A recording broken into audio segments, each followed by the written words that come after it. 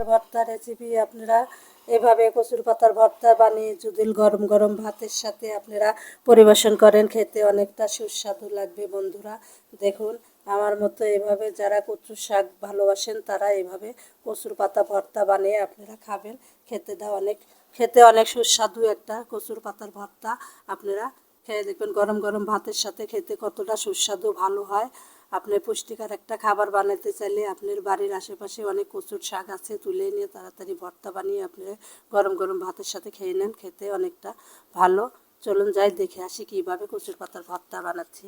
আছেন এগুলা কচুর পাতা ভালো করে কেটে পরিষ্কার করে নিয়েছি। এখন আমি কচুর শাকের ভর্তাটা কেমন করে বানাবো দেখেন। আমি এখন পাতিলে কচুর শাকগুলা উঠিয়ে নিলাম। উঠিয়ে নিয়ে কচুর শাকগুলা সুন্দর করে আমি সুন্দর করে উঠিয়ে পাতিলে আমি নিয়েছি। দেখুন বন্ধুরা, এভাবে কচুর শাক কেটে আপনারা ধুয়ে ভর্তা বানালে কি যে সুস্বাদু ভর্তা হয়, আপনারা না খেলে বুঝতেই পারবেন না। এরকম করে ভর্তা বানিয়ে গরম গরম ভাতের সাথে আপনারা পরিবেশন করবেন, খেতে কত সুস্বাদু ভালো লাগবে। এখানে আমি পরিমাণ মতো কাঁচামরিচ দিয়ে দিলাম। বন্ধুরা দেখতে পাচ্ছেন, এখানে কাঁচামরিচ দিয়ে দিলাম, দিয়ে কিছুটা পেঁয়াজ কুচি দিয়ে দিলাম। দেখুন বন্ধুরা, দিয়ে এখানে আমি দিয়ে দেব এখন মরিচের গুঁড়া। এই যে কিছুটা মরিচের গুঁড়ি দিয়ে দিলাম। এখানে আমি দিয়ে দিব, দেখুন বন্ধুরা, এখানে আমি দিয়ে দিলাম হলুদের গুঁড়া। সব কিছু দিয়ে একসাথে পরিবেশন করে আমি এখন বসিয়ে দিলাম। বন্ধুরা আপনারা দেখতে পাচ্ছেন, আমি এই ভর্তাটা বানিয়ে এখন আমি ঢেকে দেব। ঢেকে দিয়ে কিছুক্ষণ পরে আমি আবার খুলে দিয়ে দেখুন বন্ধুরা, আমি পরিমাণ মতো এখানে লবণ দিয়ে দিব। দেখুন, লবণটা দিলে পারে কচু শাকটা নরম হয়ে আসে, খেতে অনেকটা ভালো হয়। বন্ধুরা আমি এখন ঢেকে দিচ্ছি, দিয়ে কিছুক্ষণ পরে আবার আসবো। দেখুন, আমি এই যে কচু শাকটা ভালো করে নেড়ে দেব। নেড়ে চেড়ে দিয়ে কচু শাকটা ভালো করে নেড়ে চেড়ে দিয়ে আমার কচু শাক যখন হয়ে যাবে, তখন এই কচু শাকটা আবার কিন্তু বাগার দিতে হবে। এখনই শেষ হয়নি। এই কচু শাকটা রান্না করতে করতে অনেকটা নরম হয়ে যাবে, তখন বন্ধুরা আপনারা দেখতে পারবেন কচু শাকটা হয়ে গেছে। আপনারা এখন কচু শাক রান্না এখনও হয়নি, আমি এখন কচু শাকটা বসিয়ে দিয়েছি। দেখুন কত সুন্দর হয়েছে। আপনি এরকম করে কচু শাক রান্না করতে চাইলে আপনি এরকম করে সব কিছু দিয়ে বসিয়ে দিবেন, দিলে পরে কচু শাকটা অনেক ভালো হয়, খেতে অনেকটা সুস্বাদু হবে। আমি ফিরে আসবো কিছুক্ষণ পর। হয়ে গেছে আমার কচু শাকটা, এখন পুরোপুরি রেডি হয়ে গেছে। আমি এখন তেলে দেবো। এখানে পেঁয়াজ মরিচ লাল করে ভেজে নিয়েছি, দেখতে পাচ্ছেন কিছুটা শুকনো মরিচ দিয়েছি। এখানে 2 টুকরা তেজপাতা দিয়ে দেবো। দিয়ে আমি নেড়ে চেড়ে ভালো করে, দেখুন আমার পেঁয়াজটা লাল হয়ে গেলে আমি এখানে কিছু ভাজা জিরা গোটা জিরা দিয়ে দিলাম। দিয়ে দেখুন বন্ধুরা, এভাবে কচু শাকটা যদি তেলের ধ্যান আপনারা খেতে অনেকটা সুস্বাদু ভালো দারুণ হবে। আমি কচু শাকটা এখন এখানের ভিতর দিয়ে দিলাম। গাছ দেখতে পাচ্ছেন, এখন এরকম হয়েছে আমার কচু শাক এভাবে এখন আমি তেলে দিয়ে দিলাম। আমার কচুর ভর্তাটা আমার রেডি হয়ে গেছে। আপনারা কচুর ভর্তা যদি খেতে চান, এভাবে কচুর পাতা ভর্তা করে খাবেন, আপনারা খেতে কতটা সুস্বাদু ভালো হবে। এখানে আমি কিছুটা লেবু রস দিয়ে দিলাম।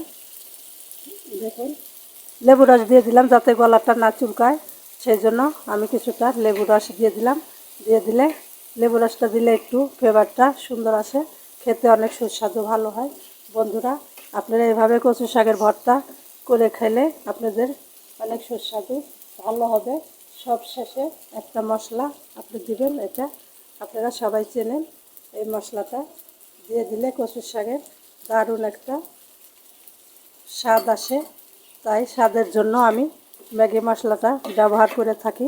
আপনারা এভাবে ম্যাগি মশলা দিয়ে আপনারা ভালো করে কচুর শাকের ভর্তাটা বানিয়ে নেবেন, খেতে কতটা সুস্বাদু ভালো একটা ভর্তা হয় আপনারা নিজেও বুঝতে পারবেন। দেখুন কত সুন্দর ভর্তা রেসিপি আপনাদের সাথে আমি শেয়ার করলাম। এভাবে আপনারা ভর্তা করে খাবেন, খেতে অনেকটা সুস্বাদু ভালো একটা ভর্তা। দেখতে পাচ্ছেন, আমি আর কিছুক্ষণ চুলার উপর রেখে আমি পরে আর কিছুক্ষণ চুলার উপর রেখে আমি নামিয়ে নিব। আপনারা দেখতে পাচ্ছেন, দেখুন কাছে থেকে আমার ভর্তা রেসিপিটা অনেক ভালো হয়েছে। দেখুন আমার ভর্তা রেসিপিটা অনেক ভালো হয়েছে। দেখুন আলহামদুলিল্লাহ, আপনারা এইভাবে ভর্তা রেসিপিটা করবেন, করে খাবেন, খেতে অনেকটা সুস্বাদু ভালো হবে। দেখুন গাইস, ভর্তা রেসিপি আপনাদের দেখালাম। এইভাবে ভর্তা রেসিপি যদি আপনারা করে থাকেন অনেক সুস্বাদু ভালো হবে। গরম গরম ভাতের সাথে সবসময় পরিবেশন করবেন, খেতে অনেকটা ভালো হবে। এটা পুরোপুরি রেডি হয়ে গেছে, আমি এখন পরিবেশন করব। আপনারা দেখতে পাচ্ছেন কচু পাতা ভর্তা কেমন করে করে। আমি এখানে এখন একটি নিয়েছি, এখানে পরিবেশন করব।